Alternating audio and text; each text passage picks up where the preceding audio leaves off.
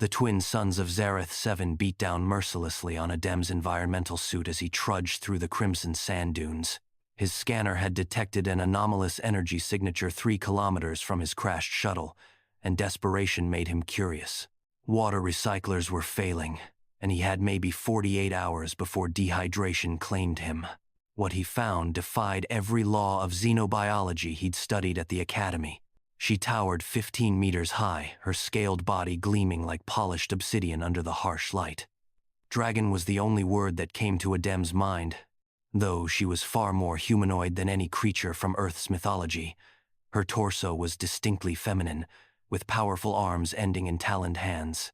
Her legs were digitigrade, built for explosive speed, and a massive tail coiled in the sand behind her. Most striking were her wings, vast, leathery expanses that would span 30 meters when fully extended, now folded tight against her back.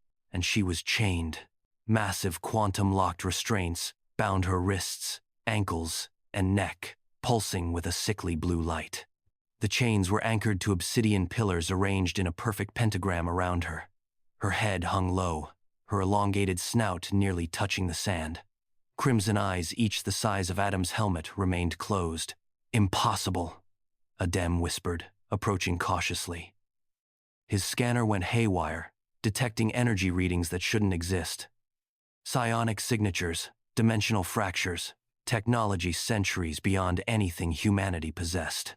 That's when she spoke, though her jaws never moved. The voice resonated directly in his mind, ancient and weary. Another curious insect come to gawk at the fallen.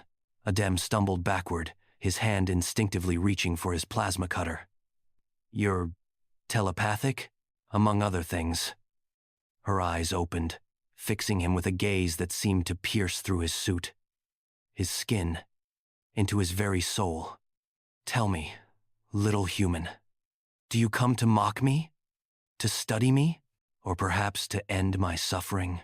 I don't understand. Who did this to you? How long have you been here?" 3,000 of your years. A sound like grinding stone, perhaps her version of laughter. "My own people chained me here. I am Maya, last keeper of the dimensional gates. Or I was, before I made the mistake of showing mercy." Adam's scientific curiosity overwhelmed his fear. He moved closer, examining the quantum locks. "What did you do?" "I refused to close the final gate."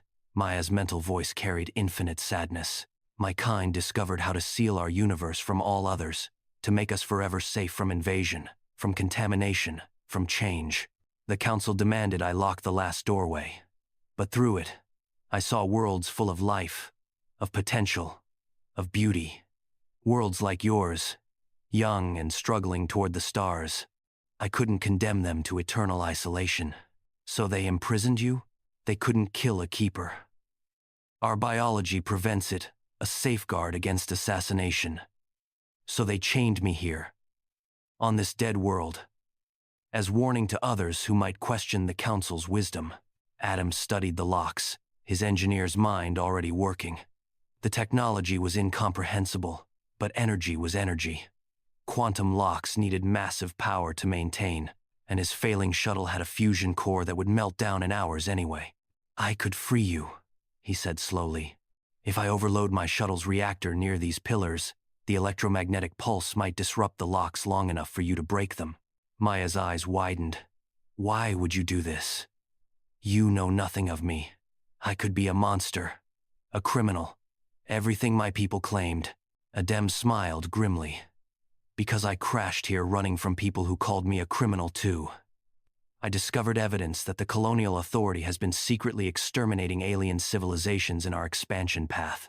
When I tried to expose them, they branded me a traitor." He looked up at her massive form. "I've learned that those in power often chain those who threaten their comfortable lies. You would die in the explosion. I'm dead anyway. At least this way, I choose how." "No."